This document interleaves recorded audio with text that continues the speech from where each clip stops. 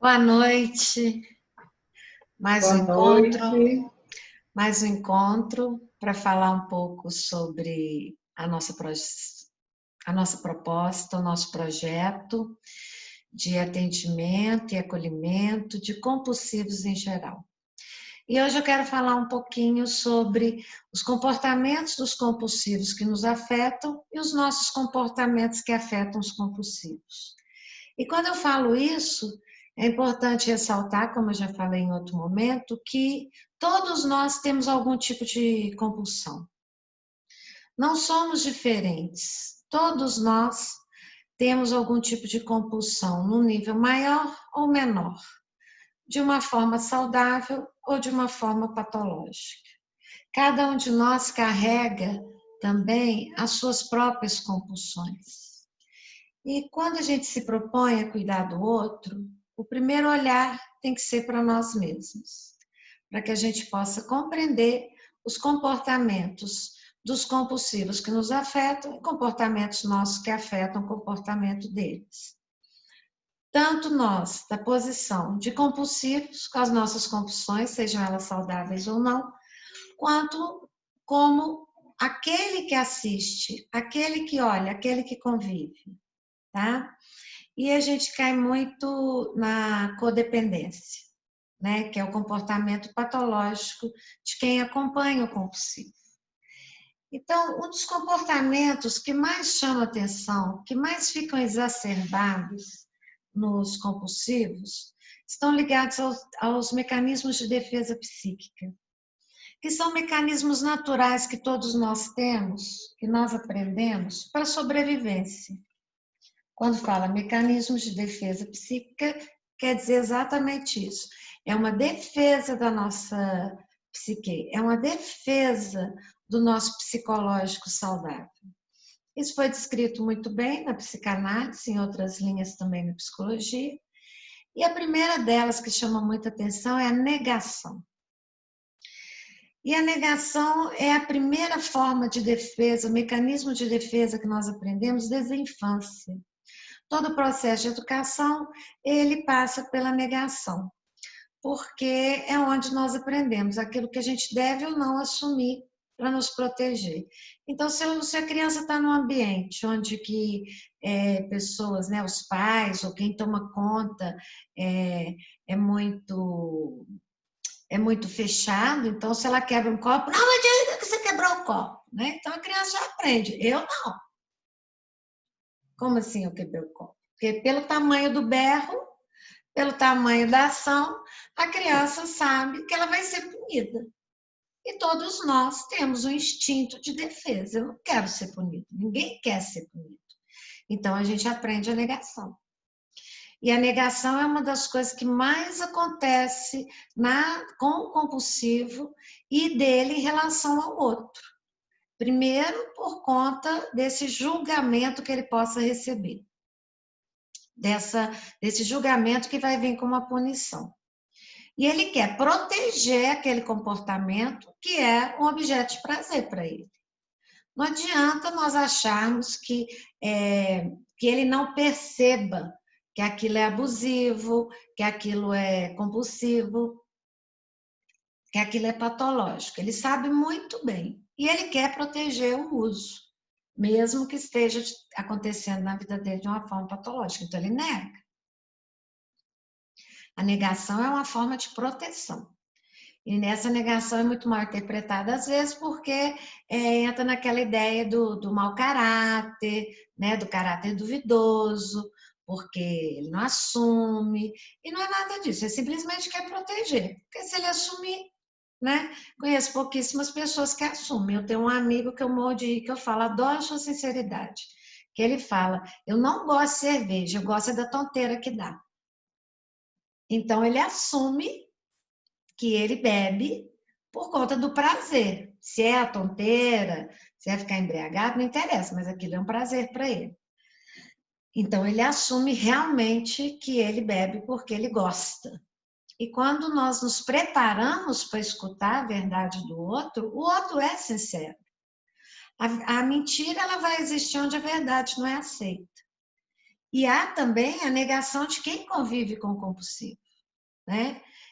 Muitas vezes tem até um filme que eu cito sempre, que foi até um paciente que me indicou, porque tem uma frase nele, que é o filme Beleza Americana, e tem uma frase do filme, no filme, que é: nunca duvide do poder da negação. Enquanto o outro, se eu não quiser ver aquele problema, aquela situação na vida do outro, eu não vou enxergar. Eu também nego, e nego de alguma forma para me proteger. Eu não quero. Eu sempre sonhei ter um filho que não use droga, que não seja gay. Então, eu vou ter muita dificuldade para poder enxergar qualquer sinal do uso de droga, qualquer sinal da escolha sexual, do gênero sexual do meu filho, porque eu já falei que eu não queria, então eu já me protejo. Então aquilo eu não vou enxergar. Então é muito comum, nesses 30 anos de clínica, era muito comum chegarem familiares e sem noção nenhuma, né, de que ali tinha uma compulsão patológica, que ali tinha um comportamento patológico.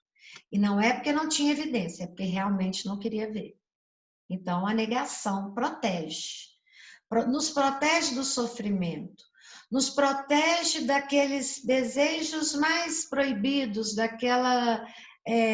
do prazer único que cada um tem.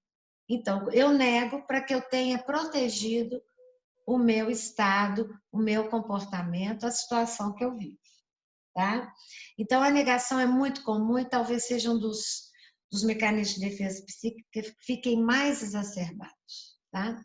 Mas há muitos outros, né?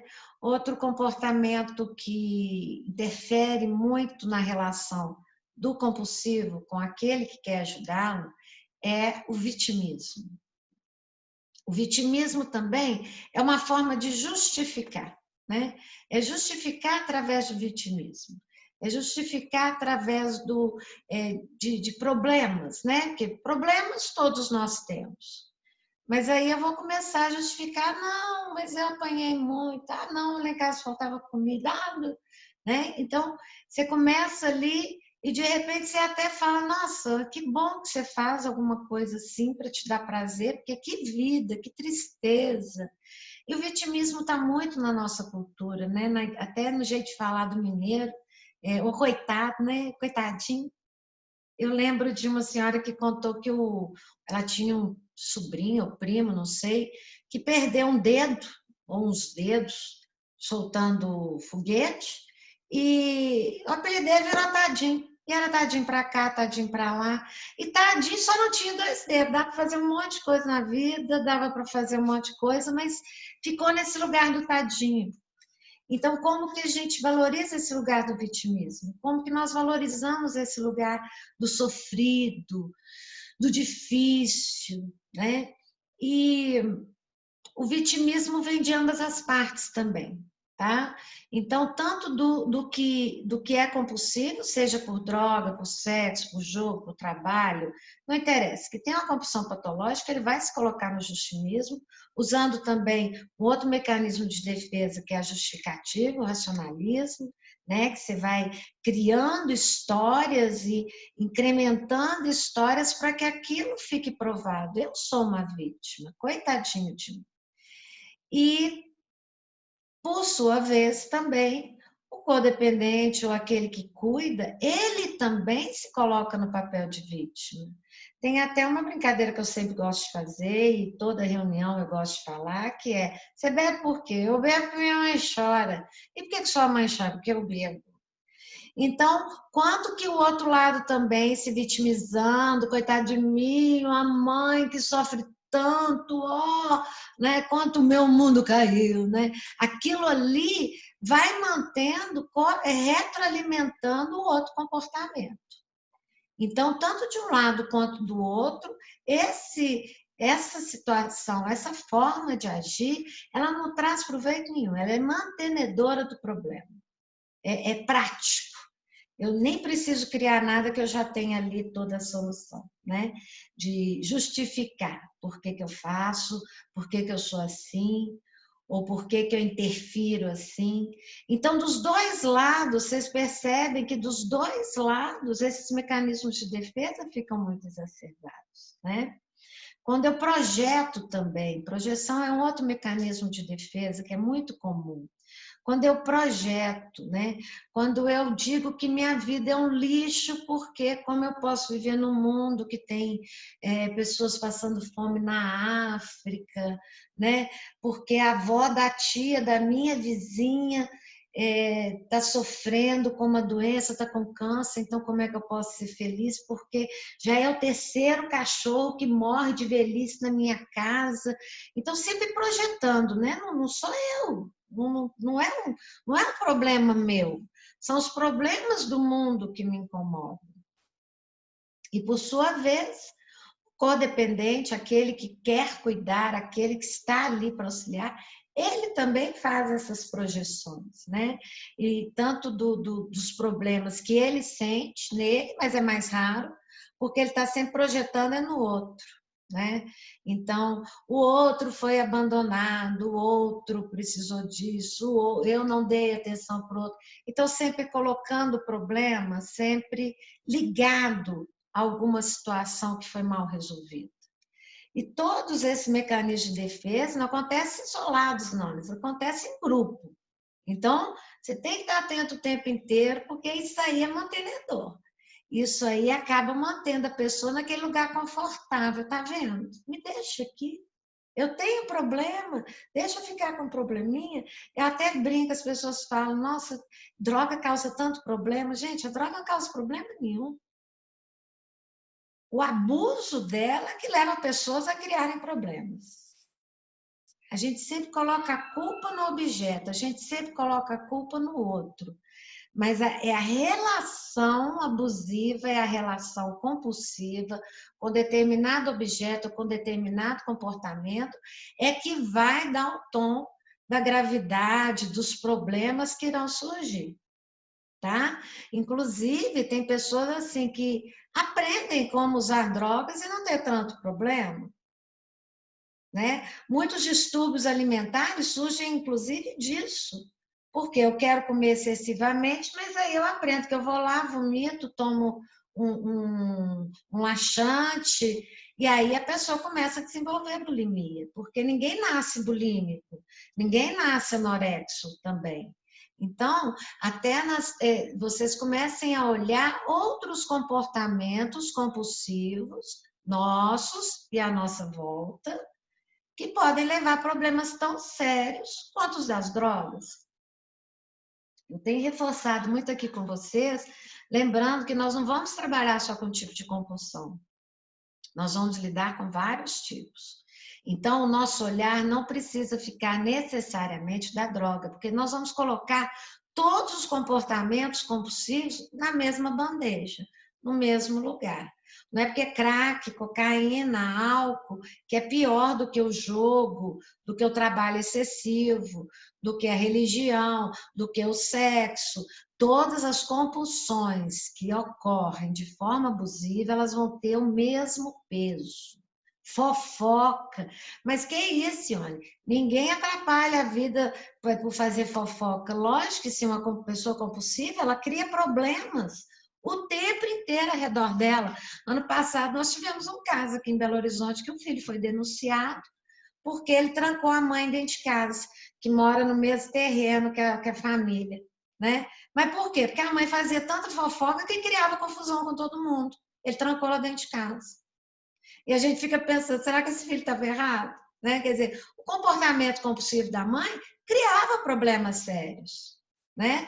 Eu não sei quais as dimensões dos problemas, mas para o filho chegar a trancar a mãe dentro de casa e só ir lá dar comida para ela, dar todo conforto, mas não podia sair. Se ela saísse, ela fazia fofoca e criava confusão com os outros parentes no mesmo terreno. Então, quantos comportamentos compulsivos que podem ser tão danosos? Olha o risco que essa senhora correu. O mesmo risco de um cara que vai lá na favela comprar droga na biqueira. O mesmo risco que um obeso corre de ter um mal-estar súbito porque não está controlando o problema do excesso de alimentação.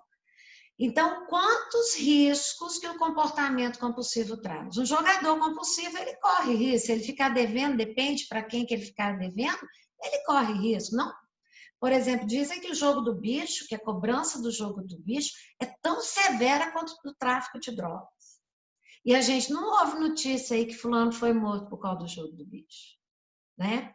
Então, todo comportamento que é compulsivo, ele vai gerar fatores de risco pessoais e alguns fatores de risco que vão atingir as pessoas próximas àquela pessoa também, tá? Ah, mas o obeso, se ele passar mal e tudo, não vai afetar? Lógico que vai afetar, porque ali vai ter que ter todo um cuidado, vai ter que ter mais restrições, o resto da família, para o local que ele vive. Então, sempre convidando vocês a despreconceitualizar, desdramatizar, para entender que todo comportamento compulsivo ele pode causar danos, independente do objeto, tá? Então, voltando aqui para os mecanismos de defesa psíquica, outro que é muito comum também é a regressão. O que é essa regressão? O sujeito começa com comportamentos infantis mesmo. Seja no momento do uso, ou seja pós o uso, quando ele já está cansado do uso, do abuso, de qualquer coisa, e que ele faz o quê? Ele faz igual uma criancinha indefesa e adoece. E esse adoecer requer cuidados, né? Porque aí ele vai ser tratado, ele vai ter sempre alguém que vai cuidá-lo com todo zelo. A gente percebe isso muito também em todos os tipos de compulsão, quando a pessoa já está assim cansada daquela situação, das fases, das situações de abuso, ela se coloca nesse lugar infantil. Por isso que a gente chama de regressão. Ele regride. Ele passa a ter comportamentos infantis, porque geralmente quando a criança adoece, o que a gente faz? A gente dá toda atenção, né? E a mesma coisa, quando às vezes a pessoa nem tem esse comportamento, mas o codependente prefere olhá-lo assim, porque aí eu vou sofrer menos. Ah, coitada, é tão sem juízo, né? Nossa, mas coitadinha lá, quebrou o braço. Que dó, sabe? Eu preciso cuidar. Mesmo que o outro já esteja se virando, já esteja fazendo todo um processo de recuperação, reabilitação, vivendo de fato as consequências das escolhas dele, muitas vezes também a gente percebe essa interferência. Às vezes ele nem pediu ajuda, ele está tentando se virar, mas a familiar vai lá e resolve, porque é cômodo para ele também. Eu prefiro olhar para eles, nossa, entre pais, gente, o tanto que isso dura, o tanto que isso dura. Eu lembro de um paciente que contou, pai com 90 anos, internado no hospital, na hora que a gente chegou para visitar, as enfermeiras vieram conhecer os meninos dele, esperando tudo criança, estava lá os meninos de 60, de 70, sabe? Então, esse olhar de ver os filhos, de ver os sobrinhos, de ver aquele que nós vimos crescer sempre como criança.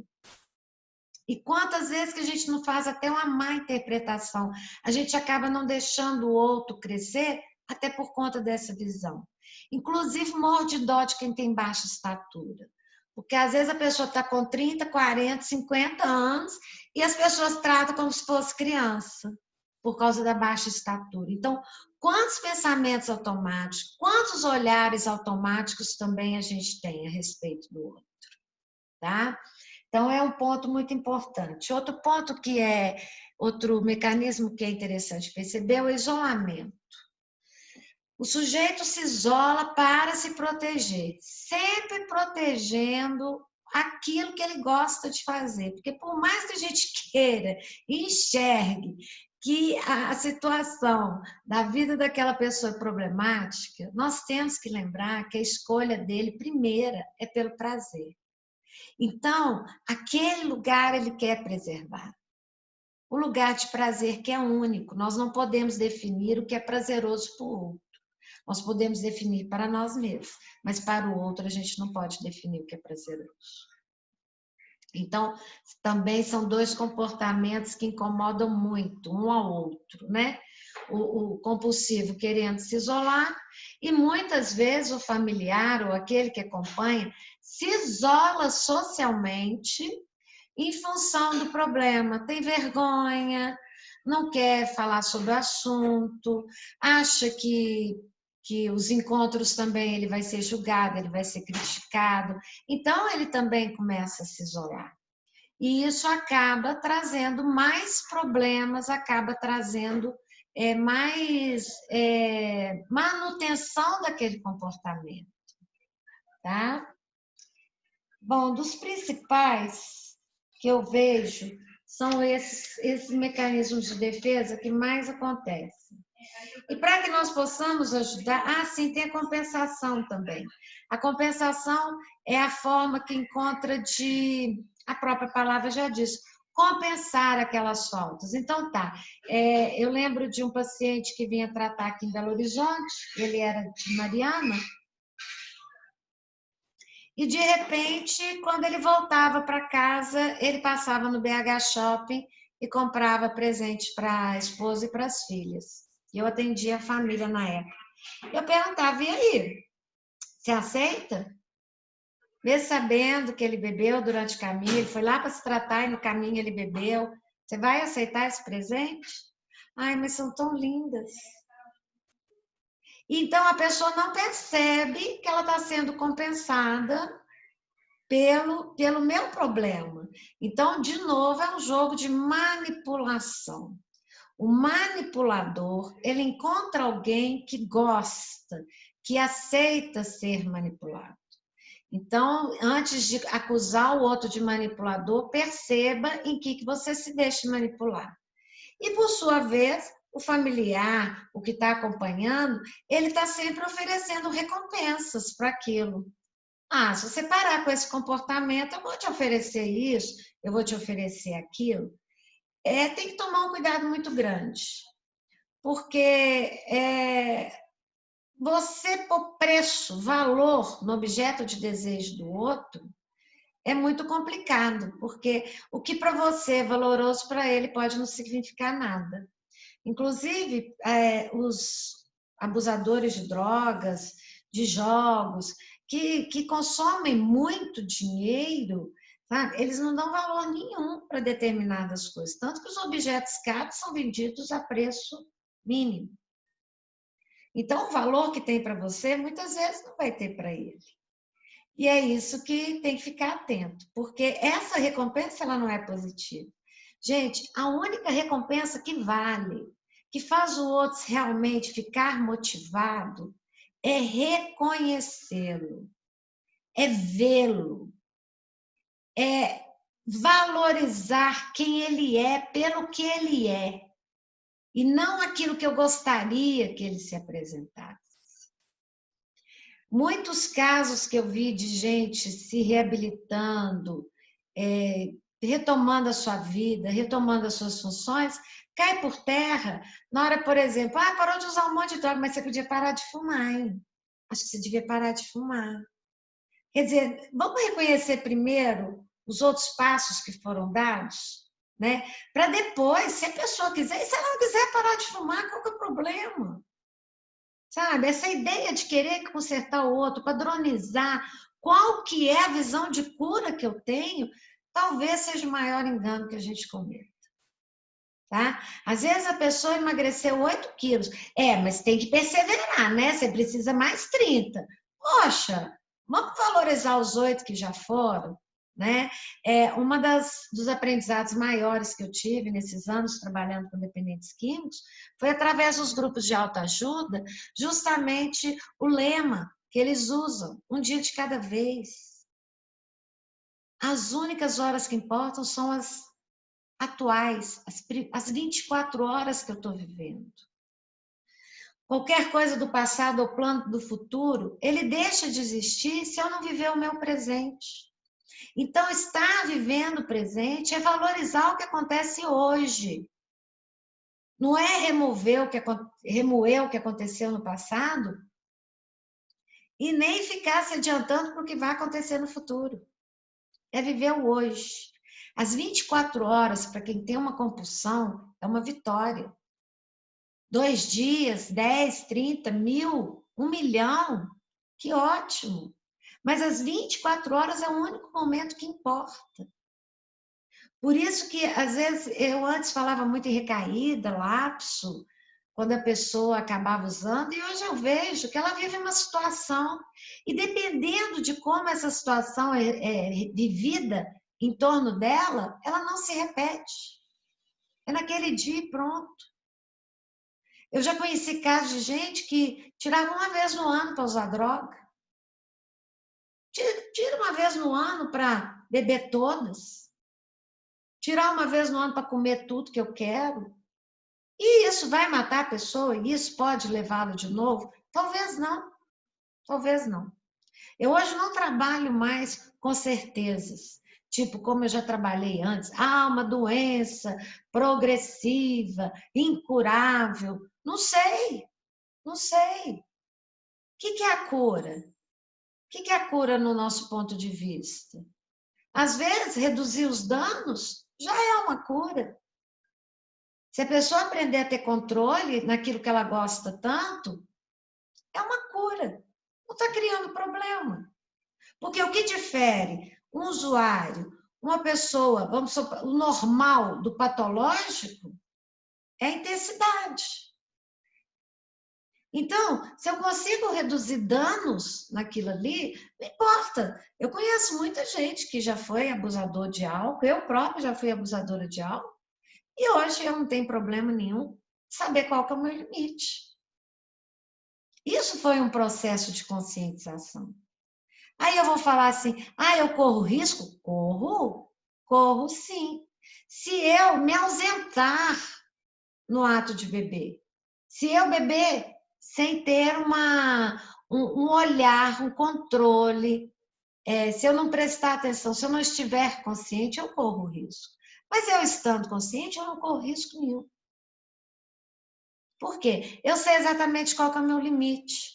E quais são as formas, os redutores de dano que eu posso usar. Se eu me alimentar antes, durante, intercalar com água e saber a hora de parar. Então, nunca mais tive problema com isso. Então, por que eu tenho que afirmar que toda cura se dá apenas na abstinência total de determinado comportamento? É importante que cada um de nós observe aquilo que dá conta ou não. Teve uma época que eu estava obsessiva, compulsiva, com palavras cruzadas, problemas de lógica. Onde que eu ia? Tinha um monte de revista. E era meu ralo. Eu nunca tinha tempo. Por quê? Meu tempo de distração era fazendo esses jogos, esses passatempos. E aí, quando eu vi, eu não li o livro, eu não assisti a aula, eu não fiz aquilo outro, eu não fiz algo que seria mais útil. Então, eu tomei a decisão, abstive total. Teve uma época que eu fazia só o sudoku do jornal, mas parei de assinar jornal, então nem isso. E muitos jogos, muitas coisas são boas para ativar o cérebro, né? Para poder criar novas conexões, para poder criar novas sinapses. Então, eu não posso abandonar tudo porque eu me sinto compulsiva. Eu tenho que aprender a lidar. Agora, se eu não dou conta daquilo ali, se eu não consigo parar numa revistinha até eu completar ela toda, então é melhor nem comprar. E cada uma dessas resoluções são processos individuais. Então, não adianta nem eu ameaçar, nem eu recompensar, se eu não compreender esse mecanismo. Tá? E como eu estava falando, a única recompensa que eu vejo que hoje é válida é o amor. É o olhar com amor. É um olhar incondicional. Nós vivemos falando de olhar incondicional, principalmente pais falam muito isso, que amam incondicionalmente, mas se o cabelo não está bonito, se a nota não foi boa, se o desempenho não está favorável, não sei se é tão condicional assim não. Inclusive, é uma das coisas que eu tenho falado para as pessoas pararem de usar esse tipo de ameaça. Eu te amo, mas Mamãe vai gostar mais de você se você fizer assim. Então, você está condicionando seu amor. Se eu digo que eu só vou aceitar se meu filho for assim ou assado, eu estou condicionando meu amor. Agora, se eu digo eu amo meu filho, eu amo meus pais, eu amo meus irmãos, independente do comportamento deles, isso tem outra figura. E eu não preciso conviver com os comportamentos que me incomodam. Eu posso continuar amando aquela pessoa sem precisar necessariamente conviver com os comportamentos daquela pessoa que me incomoda. Então, é muito importante também a gente olhar para isso, sair desse lugar da comparação, né? Porque junto com esse condicional, a gente compara muito. Olha seu primo, olha seu pai, você puxou fulano, você puxou ciclano.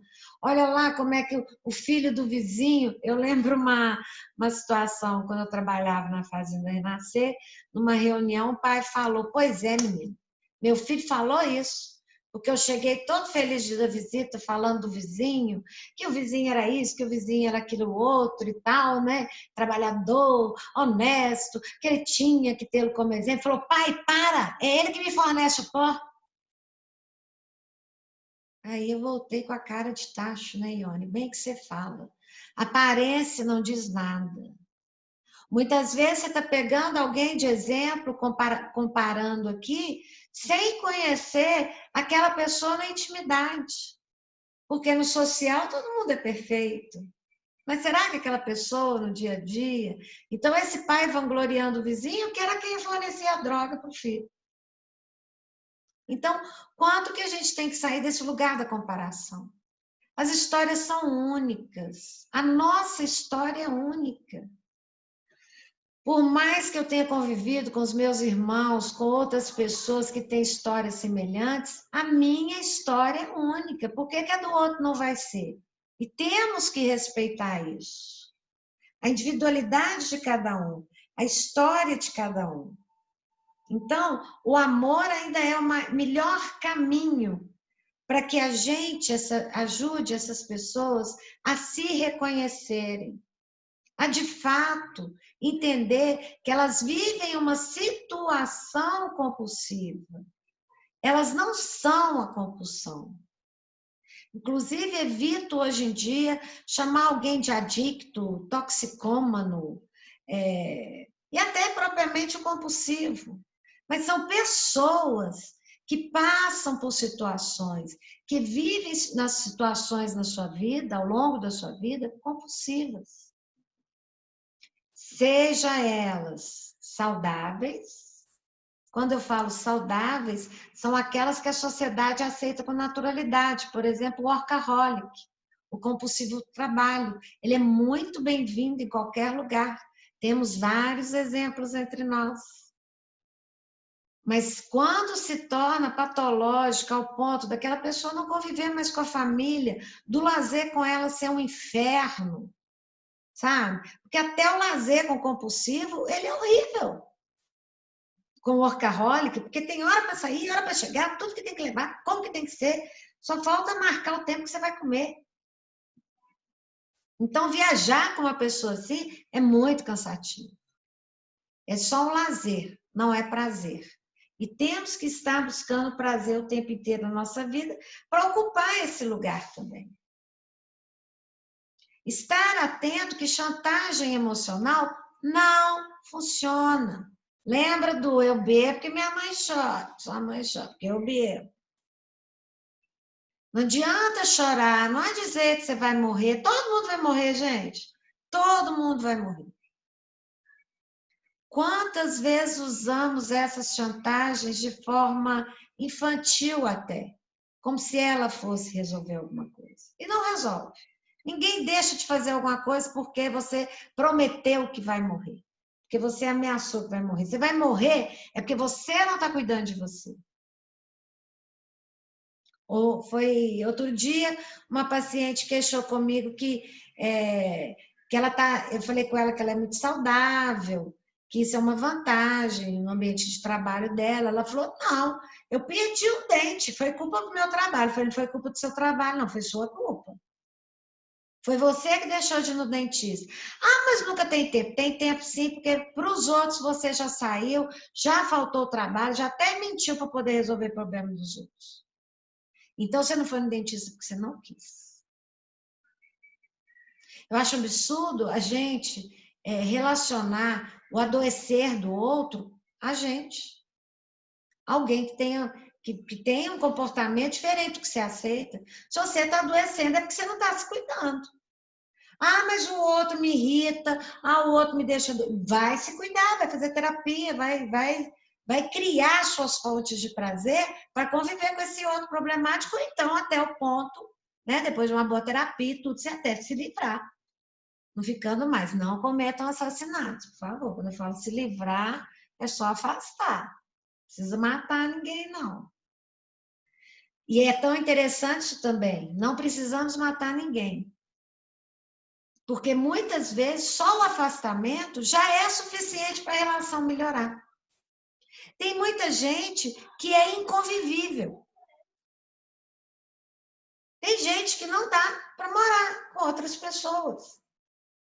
Então, que essa pessoa aceite isso também. Eu atendi um caso assim durante anos que aconteceu isso. Enquanto eles viviam junto, o casal vivia brincando, ele não fazia nada em casa. Histórias até muito engraçadas, qualquer hora eu conto algumas passagens para vocês, assim, sobre esse convívio. Aí ela resolveu separar. Ela se formou contra tudo e contra todos. Ele foi altamente machista com ela quando ela resolveu estudar, porque ela resolveu retomar a vida dela.